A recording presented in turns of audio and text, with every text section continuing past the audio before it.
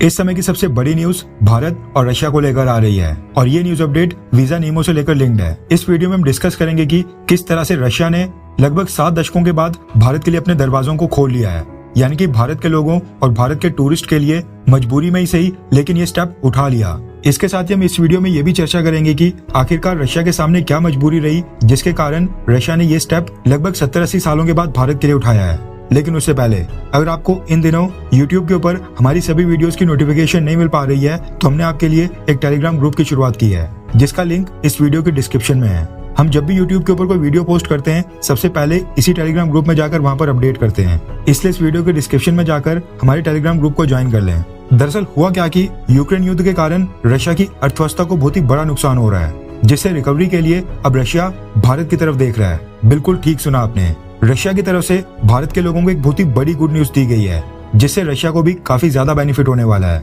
Tourism industry पूरी दुनिया में काफी तेजी से ग्रो कर रही है और दुनिया के कई सारे देश अपने बॉर्डर्स खोल रहे हैं, वीजा नियमों में थोड़ी नमी ला रहे हैं ताकि ज्यादा से ज्यादा लोग उनके देश में आए, वहां पर खर्चा करें, उनकी होटल और टूरिज्म इंडस्ट्री को बूस्ट मिले और उनकी अर्थव्यवस्था यानी कि उनकी जीडीपी में योगदान दें। कुछ देश तो ऐसे भी हैं जिनकी जीडीपी का एक मेजर पोर्शन टूरिज्म इंडस्ट्री से आता है। अब होता क्या है कि दुनिया के किसी भी दूसरे देश में जाने के लिए हमें पासपोर्ट के साथ साथ उस देश का वीजा भी चाहिए होता है जो कि आसानी से नहीं मिलता है। अब हम इस केस में रशिया के बारे में बात करेंगे क्योंकि ये न्यूज अपडेट रशिया को ही लेकर आ रही है। रशिया जाने के लिए भारत के लोगों को अभी भी एक बहुत ही लंबे वीजा अप्रूवल प्रोसेस से गुजरना पड़ता था। बेशक भारत और रशिया के बीच दोस्ती काफी पक्की है और दोनों देशों की सरकारें बुरे समय में एक दूसरे का साथ देती हैं। दोनों देशों के बीच पीपल टू पीपल कनेक्शन भी काफी स्ट्रांग है, लेकिन रशिया ने आज तक भारत के लोगों के लिए अपने वीजा नियम काफी स्ट्रिक्ट करके रखे हुए थे, जबकि भारत ने रशिया के लिए ई वीजा फैसिलिटी कई सालों पहले ही स्टार्ट कर दी थी, जिसके तहत रशिया के लोग मिनिमम 36 घंटों के अंदर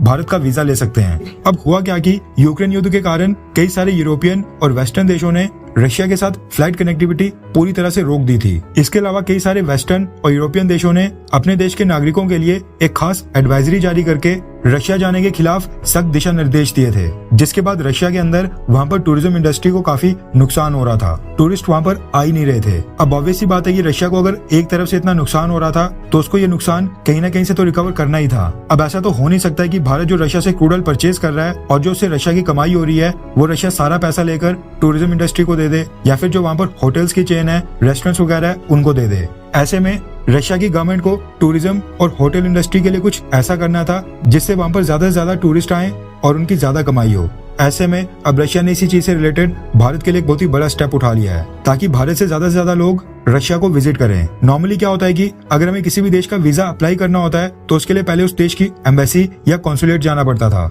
और वहां पर जाकर अप्लाई करना होता था। सेम तरीके से अगर भारत के नागरिकों को रशिया जाना होता था तो उनको सबसे पहले भारत में रशियन एम्बेसी या कॉन्सुलेट की वेबसाइट से एक एप्लीकेशन फॉर्म डाउनलोड करना पड़ता था। उस फॉर्म को फिल करके उसके साथ कुछ मैंडेटरी और रिक्वायर्ड डॉक्यूमेंट्स अटैच करने होते थे और फिर रशिया की एम्बेसी या फिर रशिया के कॉन्सुलेट में वीजा अपॉइंटमेंट डेट लेनी पड़ती थी और उसके बाद फिर उस स्पेसिफिक डेट के ऊपर वो सारे डॉक्यूमेंट्स रशिया की एम्बेसी या रशिया के कॉन्सुलेट ले जाने होते थे और वहाँ पर अपॉइंटमेंट डेट वाले दिन एक रशियन ऑफिसर उन सारे डॉक्यूमेंट्स को चेक करता था और उसके बाद वीजा फी पे करने के बाद कुछ सवाल जवाब पूछे जाते थे, यानी कि एक तरह का इंटरव्यू होता था और फिर उसके बाद वीजा अप्रूवल दिया जाता था या फिर रिजेक्ट कर दिया जाता था। अब ये सारा प्रोसेस ऑफलाइन होता था, इसमें कई सारे दिन वेस्ट होते थे और भारत के लोगों का काफी पैसा और रिसोर्सेज बर्बाद हुआ करता था, जिसके चलते भारत की सरकार काफी लंबे समय से रशिया से लगातार रिक्वेस्ट कर रही थी कि भारत के लिए Russia online e visa facility की शुरुआत करे और फाइनली रशिया ने भारत की रिक्वेस्ट मान ली है।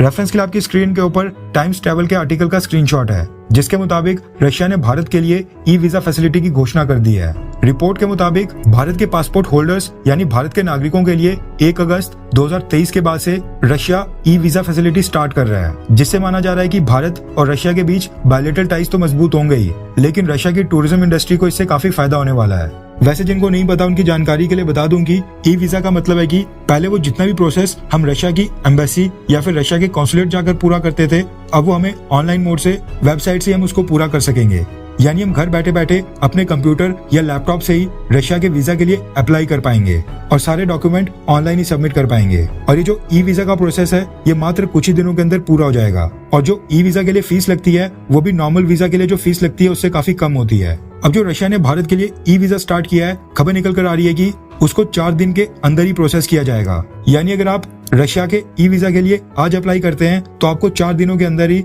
रशिया का वीजा मिल जाएगा। और जो आपकी वीजा एप्लीकेशन होगी उसको 4 दिन के अंदर ही प्रोसेस करके या तो आपका वीजा अप्रूव कर लिया जाएगा या फिर रिजेक्ट कर लिया जाएगा। इसके साथ ही खबर निकल कर आ रही है कि ई वीजा के लिए रशिया ने $40 की फीस रखी है, यानी लगभग 3,500 रुपए के आसपास, जबकि जो नॉर्मल वीजा था उसकी फीस 10 से लेकर 20,000 के बीच में होती थी। इसके साथ ही खबर निकल कर आ रही है कि रशिया ने जो भारत के लिए ई वीजा की शुरुआत की है उसमें कई सारे पर्पसेस के लिए भारत के लोग इस ई वीजा फैसिलिटी को इस्तेमाल कर सकते हैं। सबसे पहले तो business trips, guest visits, tourism या फिर रशिया के अंदर जो स्पोर्टिंग इवेंट होते हैं या फिर और बाकी प्रकार के इवेंट्स होते हैं उसके लिए भी। इसके साथ ही खबर ये भी निकल कर आ रही है कि रशिया ने जो भारत के लिए ई वीजा स्टार्ट किया है उसकी जो वैलिडिटी होगी वो 60 दिनों की होगी। यानी अगर आपको आज रशिया का ई वीजा मिलता है तो आप अगले 60 दिनों के अंदर रशिया कभी भी जा सकते हैं, लेकिन आप रशिया के अंदर 16 डेज तक स्टे कर पाएंगे, यानी टोटल 16 दिनों तक रशिया के अंदर रह पाएंगे। यानी अगर आप वीजा मिलने के 1 महीने के बाद भी जाते हैं तब भी आपको 16 दिन ही रशिया में रुकने को मिलेगा, और अगर आप वीजा मिलने के जस्ट बाद जाते हैं तब भी आप रशिया के अंदर 16 दिन ही रह पाएंगे। खैर, वैसे अगर नजर डालें तो भारत की सरकार कई सालों से रशिया से रिक्वेस्ट कर रही थी कि रशिया भारत के लिए ई वीजा फैसिलिटी को स्टार्ट करे, लेकिन रशिया इसके लिए बिल्कुल भी राजी नहीं था। अब जब यूक्रेन युद्ध के बाद यूरोपियन और वेस्टर्न टूरिस्ट ने रशिया में आना बंद कर दिया है, अब जाकर रशिया को कहीं भारत के टूरिस्ट की कदर हो रही है, जिसके बाद अब रशिया ने भारत के लिए ई वीजा की फैसिलिटी स्टार्ट कर दी है। खैर, वैसे अगर आपको मौका मिले तो क्या आप रशिया जाना पसंद करेंगे, हाँ या फिर नहीं, किसी वेस्टर्न या यूरोपियन देश में? नीचे कमेंट करके अपनी राय जरूर बताएं।